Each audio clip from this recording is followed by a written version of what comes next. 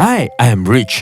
Not that kind of rich. 我是励志。我们都很注重健康，所以很努力的赚钱，买保健品，吃补品。然而，健康包括运动、血液循环、肌肉紧实、松筋排汗，不可忽略。说到运动，我们总有千万个理由搁着，不是工作太累，就是没有时间。矛盾的是，周游列国线上游戏群组闲聊、看戏、Facebook 倒是不曾错过。至于饮食，要健康，不只是一味懂得吃什么，更要懂得不吃什么。